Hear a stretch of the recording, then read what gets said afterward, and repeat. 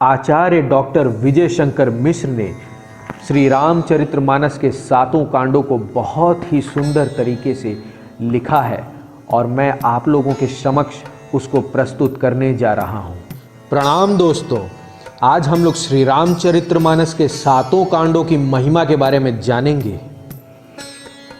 श्री रामचरितमानस के प्रत्येक कांड भगवान श्री राम के अंग माने गए हैं।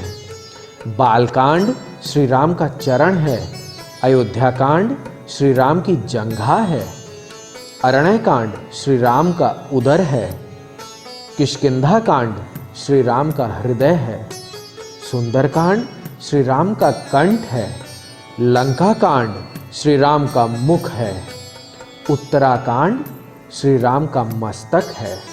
प्रथम कांड बालकांड है। बालक जैसे निर्दोष बनोगे तो श्री राम को प्रिय लगोगे। बालक प्रभु को प्रिय हैं, कारण कि बालक निर्भिमानी होते हैं, उनमें छल कपट नहीं होता, आंखों के द्वारा दोष मन में प्रविष्ट होता है। 100 दृष्टि पर अंकुश रखोगे तो जीवन निर्दोष बनेगा, जैसी दृष्टि वैसी सृष्टि। बालकांड के बाद अयोध्या कांड है। अयोध्या कांड प्रेम प्रदान करता है।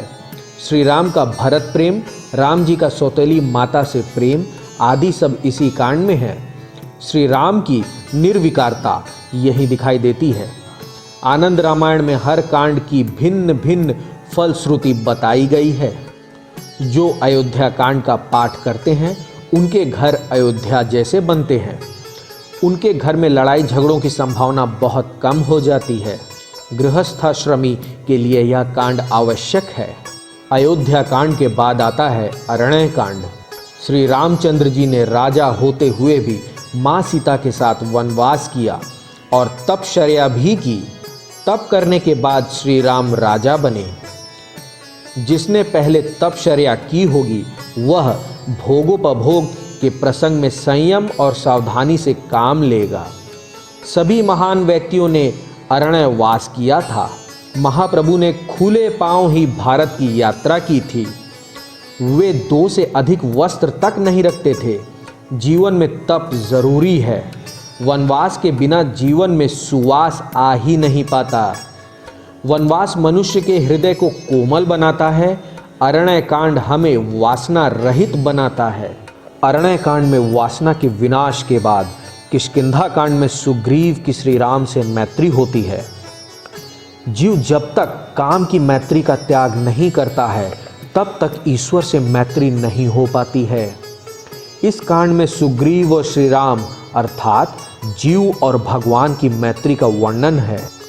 सुग्रीव ने काम का त्याग किया सो ईश्वर से मिलना संभव हो पाया। ईश्वर से जीव का मिलन तभी संभव है जबकि हनुमान जी मध्यस्थता करते हैं इस कांड में, जो खुद ब्रह्मचर्य और संयम का पालन करते हैं। जिसका कंठ सुंदर है उसी की श्री राम से मैत्री होती है। सुग्रीव को हनुमान जी के कारण ही श्री राम प्रभु अपनाते हैं। किष्किंधा कांड के बाद आता है सुंदर कांड। ईश्वर से मैत्री हुई सो जीव का जीवन सुंदर हो गया।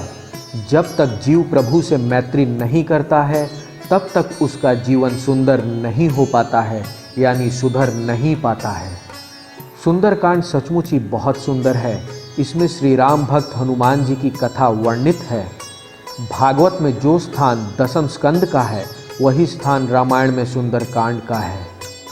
सुंदरकांड में हनुमान जी को श्री जानकी जी के दर्शन होते हैं।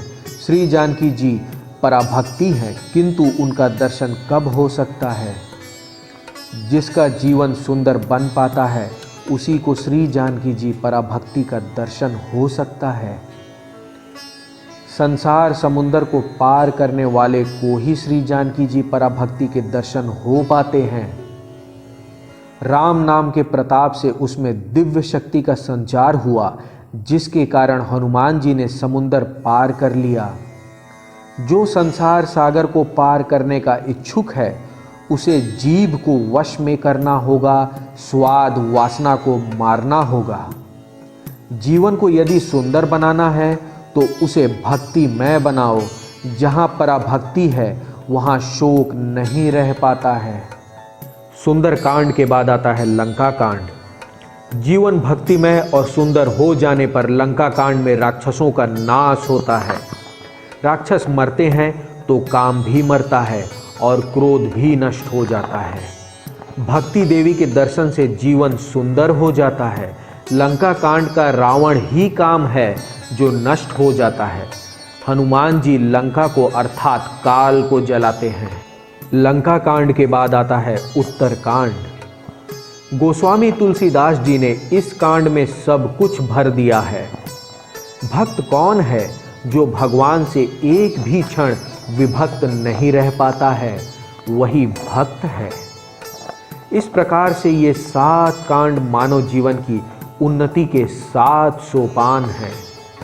श्री राम कथा सागर जैसी है, शिव जी की भांति हृदय में राम नाम रखोगे तो भी अच्छा रहेगा और जीवन बहुत ही सुखमय बीतेगा।